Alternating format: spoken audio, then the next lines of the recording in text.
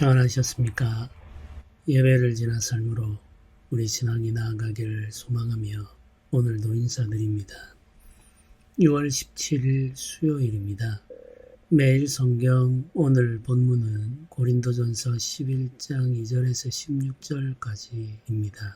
성경을 읽겠습니다. 너희가 모든 일에 나를 기억하고 또 내가 너희에게 전하여 준 대로 그 전통을 너희가 지킴으로 너희를 칭찬하노라. 그러나 나는 너희가 알기를 원하노니 각 남자의 머리는 그리스도요 여자의 머리는 남자요 그리스도의 머리는 하나님이시라. 무릇 남자로서 머리에 무엇을 쓰고 기도나 예언을 하는 자는 그 머리를 욕되게 하는 것이요 무릇 여자로서 머리에 쓴 것을 벗고 기도나 예언을 하는 자는 그 머리를 욕되게 하는 것이니 이는 머리를 민 것과 다름이 없음이라. 만일 여자가 머리를 가리지 않거든 깎을 것이요 만일 깎거나 미는 것이 여자에게 부끄러움이 되거든 가릴지니라. 남자는 하나님의 형상과 영광이니 그 머리를 마땅히 가리지 않거니와 여자는 남자의 영광이니라. 남자가 여자에게서 난 것이 아니요 여자가 남자에게서 났으며 또 남자가 여자를 위하여 지음을 받지 아니하고 여자가 남자를 위하여 지음을 받은 것이니 그러므로 여자는 천사들로 말미암아 권세 아래 있는 표를 그 머리 위에 둘지니라. 그러나 주 안에는 남자 없이 여자만 있지 않고 여자 없이 남자만 있지 아니하니라. 이는 여자가 남자에게서 난 것 같이 남자도 여자로 말미암아 났음이라. 그리고 모든 것은 하나님에게서 났느니라. 너희는 스스로 판단하라. 여자가 머리를 가리지 않고 하나님께 기도하는 것이 마땅하냐. 만일 남자에게 긴 머리가 있으면 자기에게 부끄러움이 되는 것을 본성이 너희에게 가르치지 아니하느냐. 만일 여자가 긴 머리가 있으면 자기에게 영광이 되나니 긴 머리는 가리는 것을 대신하여 주셨기 때문이니라. 논쟁하려는 생각을 가진 자가 있을지라도 우리에게나 하나님의 모든 교회에는 이런 관례가 없느니라. 아멘. 여성들이 머리에 쓰는 복장에 대한 규례가 오늘 성경에 기록되어 있습니다. 성경의 어떤 부분들, 오늘 본문과 같은 부분들이죠. 시대와 문화가 아주 짙게 드리워져 있는 이런 본문의 말씀을 읽을 때 거부감을 가지기가 쉽습니다. 우리는 이런 본문을 읽을 때 그 속에 담겨있는 원리, 그러니까 모든 시대에 적용될 수 있는 원리가 무엇인지를 찾는 데 관심을 집중할 필요가 있습니다. 이 본문이 말하고 있는 단어의 표현과 문장들에 지나치게 집착하여서 그것을 따르려 하다 보면은 문제가 발생할 수밖에 없겠죠. 시대가 많이 달라졌고 사회적 관습과 문화도 바뀌어 왔기 때문에 그렇습니다. 또 그런 태도를 가지다 보면 성경 말씀을 거부하거나 반감을 가지는 경우들도 생기게 되죠. 특별히 우리 시대에는 남성과 여성의 관계에 대해서 성경이 기록될 당시와는 많이 다른 관점을 가지고 있습니다.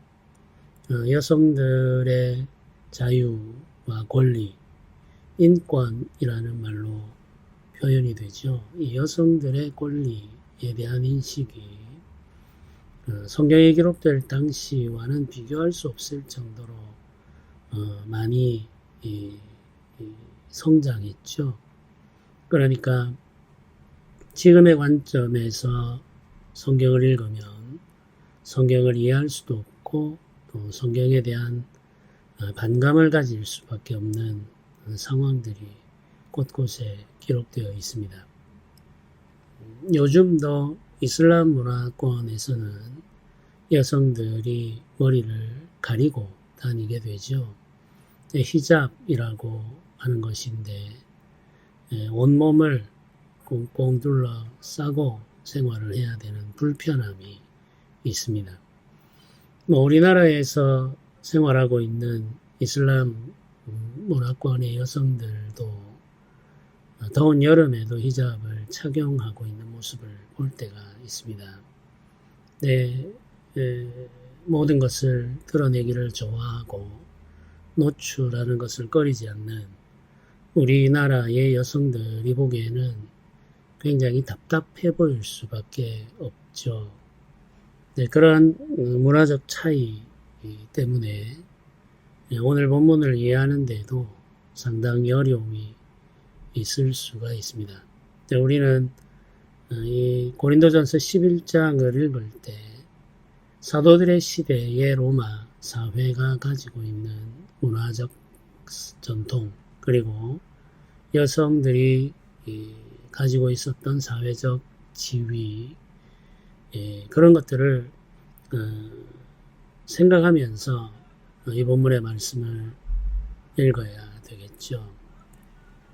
로마 시대의 여성들은 독립된 인격, 법 인격으로 인정을 받지 못했습니다. 그러니까 여성들은 항상 법적으로 남성들의 보호를 필요로 했던 거죠. 결혼을 하기 전에는 아버지의 보호 아래에 있었고, 결혼을 한 후에는 남편의 보호 아래에 있게 됩니다. 만약에 남편이 먼저 세상을 떠나게 되면 그 상속자인 아들이 어머니의 보호자가 되죠. 여성들은 공적인 장소에서 독립된 인격으로 존중을 받거나 혹은 법적 지위를 인정받지 못했기 때문에 자신의 법적 보호자들이 대신하여 말을 하게 됩니다. 그러니까 법적인 장소, 공적인 장소에서 여성들이 말하는 권리 자체가 허용이 되지 않는다는 이야기죠. 자유롭게 말할 수 없는 겁니다. 법적 보호자가 대신해서 말을 하게 되고 법적 권리를 행사하게 되는 거죠. 네, 이런 사회적 제도와 문화 속에 있습니다. 네, 여성들이 한 가문에 속해서 법적 보호를 받고 있다는 것을 무엇으로 표현하느냐? 복장으로 표현하게 됩니다. 특별히 중요한 것이 머리쓰개인 거죠. 가정에서 생활할 때는 머리쓰개를 사용하지 않습니다. 그런데 공적인 장소에 가서 자신이 어떤 신분과 가문에 속한 여자라고 하는 사실을 표현하는 가장 좋은 방법이 머리쓰개를 사용하는 거죠. 머리에 쓰고 있으면 아버지나 남편이 있는 여인이라는 분명한 신호가 됩니다. 이건 일종의 자기 표현인 거죠. 내가 어떤 가문에 속해 있고 그들의 법적 보호 아래 있는 귀한 여인이니 나를 존중하라고 하는 메시지가 그 머리쓰개에 담겨 있는 겁니다. 이건 일종의 자기 보호 그리고 자기 표현의 방법인 거죠. 내가 존중받아 마땅한 여인이라고 하는 사실을 알리는 자기 표현의 방법이었던 겁니다.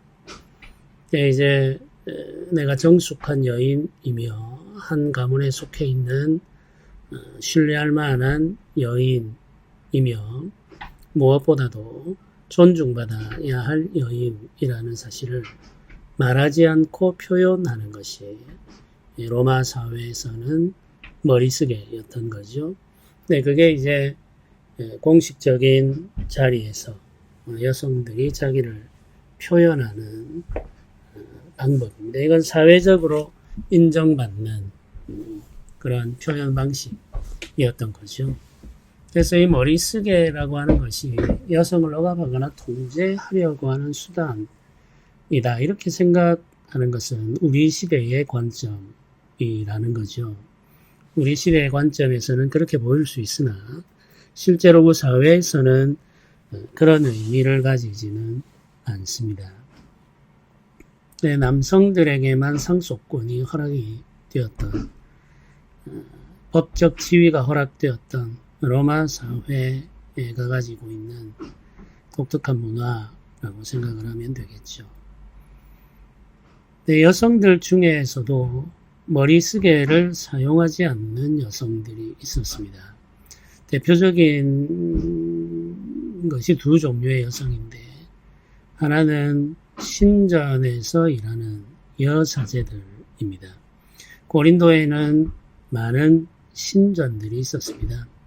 부유한 도시였고 다양한 민족적 배경을 가지고 있는 사람들이 모였기 때문에 그들이 섬기는 신들의 신전들이 즐비했던 거죠. 그 중에 아프로디테 신전이 있죠. 이 신전에서 봉사하는 여사제들, 여신인데 이 여신을 섬기는 여사제들이 있는데 이 여인들은 머리쓰개를 사용하지 않았습니다. 머리를 길게 풀어 헤치고 신전에서 제사를 독려하는 그런 행동들을 했죠.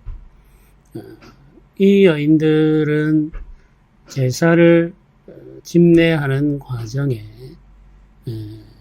매춘을 함께 행하기도 했습니다. 이게 이제 그들이 가지고 있는 종교적 의식의 한 부분이었던 거죠. 이건 이런 형식들은 그 이전 시대 다양한 종교에서 발견됩니다. 가나안의 종교에서도 발견되는 현상들이죠. 신전에서 이루어지는 제사와 매춘이 함께 이루어지는 이런 일들이 많이 있었습니다. 로마 시대까지 이런 제의가 이어져 왔던 거죠. 그러니까 이 신전에서 봉사하는 여사제들은 머리쓰개를 사용하지 않고 자신을 그대로 다 노출해왔죠. 마찬가지로 로마 사회에 있었던 애춘을 직업으로 하는 여인들도 머리쓰개를 사용하지 않았습니다. 남성들을 유혹해야 하는 입장에 놓여 있기 때문에 머리쓰개를 사용하지 않고 자신을 그대로 노출하게 되죠. 머리쓰개를 사용하지 않았다라고 하는 것은 자신을 보호해줄 법적 보호자가 없다, 이런 의미인 거죠. 그러니까 어떤 남자든지 자신에게 접근해도 된다고 하는 신호, 그 신호가 바로 머리쓰개를 벗어버리는 것인 거죠. 그게 이제 그 사회에서 일반적으로 받아들여지는 메시지입니다. 이 머리쓰개를 통해서 전해지는 메시지인 거죠. 그 머리쓰개가 가지고 있는 사회적 의미를 우리가 이해하면서 이 본문을 읽어야 되겠죠. 근데 고린도 교회의 어떤 여성들이 성령을 체험한 후에 자신들의 자유와 권리를 주장하기 시작했습니다. 남성들과 동등한 자유와 권리가 있다고 주장하면서 남성들과 동일한 방식으로 예배할 수 있다고 말했던 거죠. 남성들이 머리쓰개를 하지 않는데 왜 여성들만 머리쓰개를 해야 하느냐라고 주장하는 거죠. 이방의 신전에서 봉사하는 여사제들도 머리쓰개를 사용하지 않으니 우리도 머리쓰개를 사용하지 않겠다라고 하는 생각으로 그와 같은 행동을 했을 수도 있겠습니다. 이들은 불필요한 장치들을 자신들이 착용함으로써 차별을 받는다고 느꼈을 수도 있겠죠. 성령이 임하고 성령의 은사를 받으며 그 은사로 말미암아 일하기 시작하면서 동등한 권리와 동등한 자유, 동등한 복장, 이런 것들을 주장하게 되는 일은 역시 교회에서 종종 나타나는 현상이죠. 이제 모든 교회 역사 속에서 이런 현상들이 반복되어 왔습니다. 여성들이 머리에 쓰지 않고 예배하며 또 은사를 사용해서 예언의 말씀을 전하는 이런 일들이 있음으로 말미암아 교회 내부에 혼란과 무질서 그리고 다툼이 일어나게 된 거죠. 이렇게 하는 것이 옳으냐, 이런 시비가 생기게 된 겁니다. 두 가지 문제가 논쟁이 되었습니다. 하나는 여성들이 교회에서 이런 권위를 가지고 행사하는 것이 옳으냐 하는 문제죠. 로마 사회에서 일반적으로 용납되지 않는 일이었기 때문에 그렇습니다. 그리고 성경을 통해서 볼 때에 이 문제를 어떻게 해석할 것이냐 하는 것도 아주 중요한 문제였던 거죠.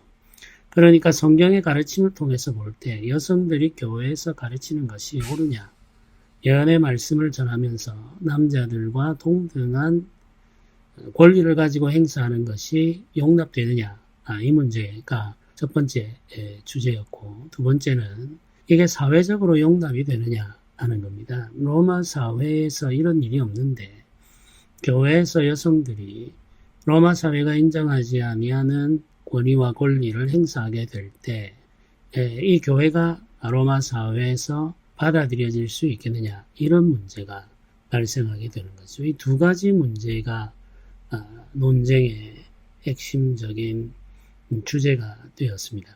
사도 바울은 이 논쟁에 대해서 답을 하죠. 이제 중요한 것은 하나님의 창조의 순서를 가지고 하나님께서 주신 권위가 남자들에게 있음을 먼저 명시합니다. 남자는 하나님의 형상이라고 말하고 여자는 남자의 영광이라고 말합니다. 남자는 하나님의 형상과 영광이고 여자는 남자의 영광이다, 이렇게 표현하죠. 이렇게 표현하는 이유는 여자가 남자에게서 나왔기 때문이다, 이런 뜻이죠. 남자가 먼저 지음을 받았고 그 여자는 남자의 몸에서 나왔다는 겁니다. 이건 창조의 순서에 대한 표현이죠.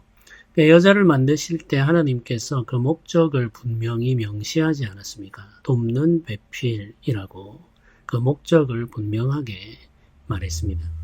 다스리고 정복하며 경작하는 이 일은 남자에게 맡겨졌고 여자는 그 남자를 돕는 배필로 지어졌습니다. 그러니까 여자가 남자를 위해 지음을 받았다, 이렇게 말을 할 수가 있는 거죠. 돕는 배필이라는 말은 열등한 존재로서 복종하는 것을 의미하는 것은 아닙니다. 동등한 권위와 인격적 가치를 가지고 있는 존재, 혹은 심지어는 더 뛰어나고 더 나은 가치를 가지고 있는 인격적 존재로서의 도움이죠. 남자가 가지고 있는 부족함, 연약함, 불완전함, 이것을 채워 완전하게 할 수 있는 존재가 여자인 거죠. 그래서 남자에게는 여자가 필요하게 되는 겁니다. 네, 여자의 도움이라고 하는 것은 하나님의 도움을 표현할 때 사용한 단어와 같은 단어입니다. 하나님께서 우리를 도우시듯이 여자가 남자를 돕는다는 의미인 거죠. 그러니까 여자는 남자를 도와 온전하게 하는 자이며 충만하게 하는 자입니다. 네, 이 순서, 그리고 이 순서 속에 주어져 있는 하나님의 의도, 남자에게 권위를 부여하시고 그 남자와 언약을 맺으시며 그 남자로 하여금 하나님의 뜻을 이루어가게 하시는데 여자가 그 남자를 돕게 하시고 그 남자를 도와 온전히 그 뜻을 이루어가게 하시는, 그 남자에게 부여하신 권위 그리고 책임을 온전히 이루도록 돕게 하시는, 그것이 하나님께서 세우신 창조의 원리라고 하는 것을 사도 바울이 한 번 더 확인을 하고 있는 거죠.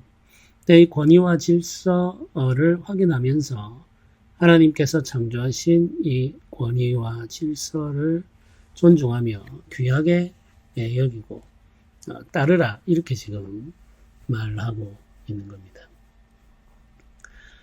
사회적으로도 이제 우리가 생각해야 될 것이 있겠죠.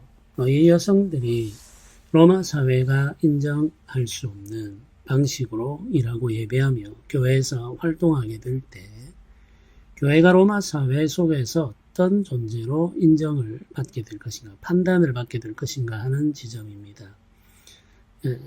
여성들의 이런 행동과 태도로 말미암아 교회라고 하는 곳, 그리고 예배하는 모습들이 이방 신전에서 행해지는 것과 비슷하다라고 하는 오해를 받을 수가 있는 거죠. 복음을 전하는 일에 심각한 장애와 장벽을 만들 수가 있습니다.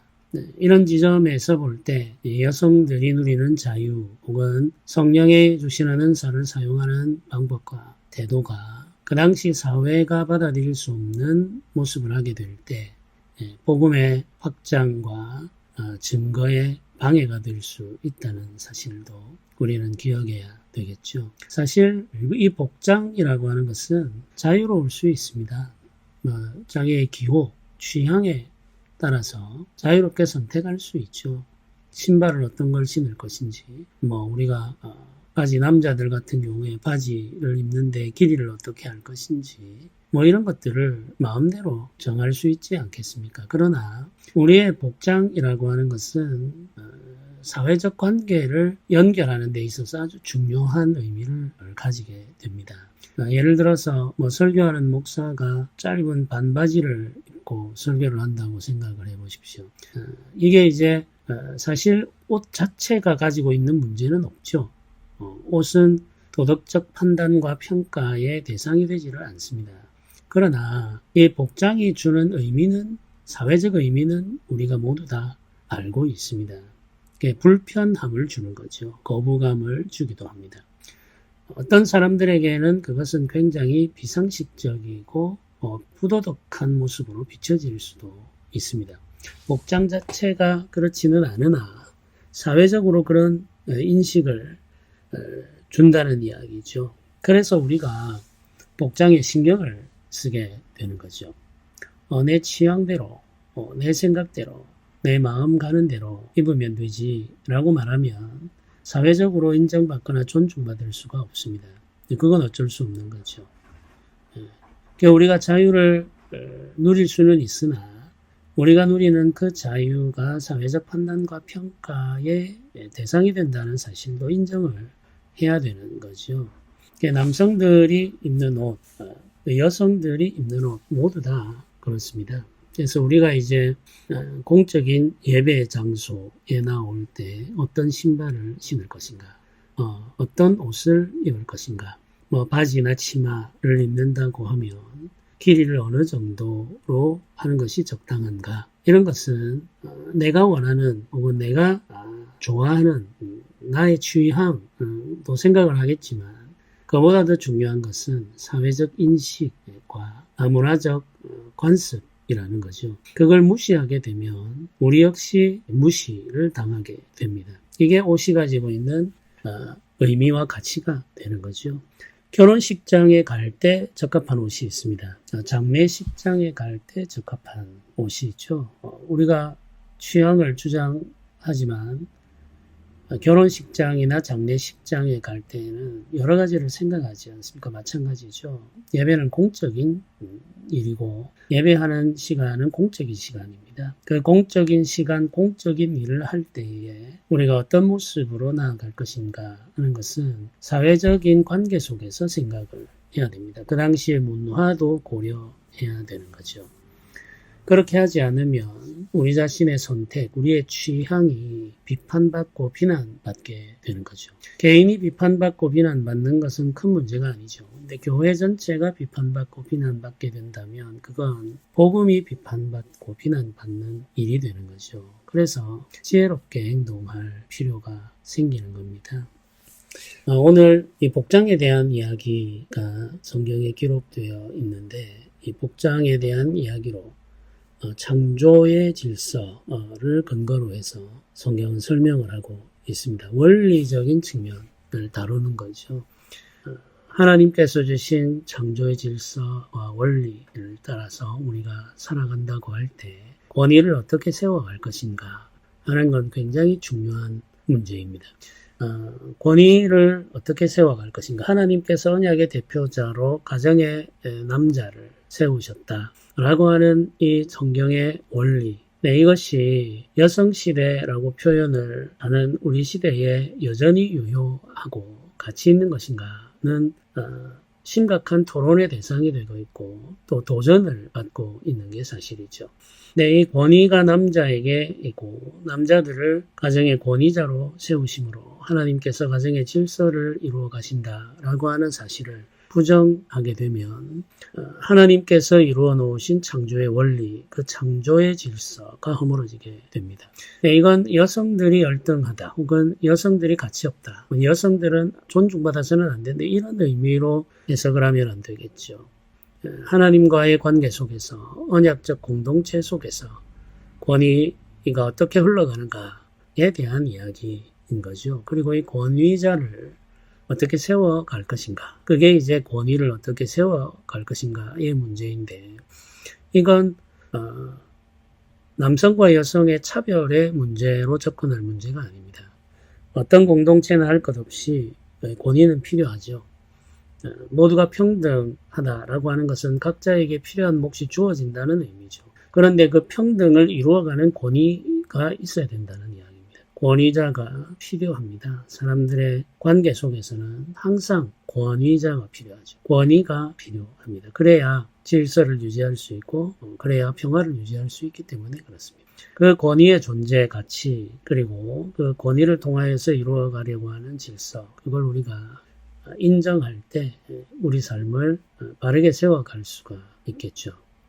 네, 오늘 말씀을 묵상하면서 우리 가정의 권위와 질서, 교회의 권위와 질서를 우리가 돌아보면서 어떻게 하면 성경적 권위를 세워가고 그 권위를 중심으로 정의롭고 평화로운 그리고 평등한 삶을 이루어갈 것인가를 함께 기도하면서 살아가야 되겠습니다.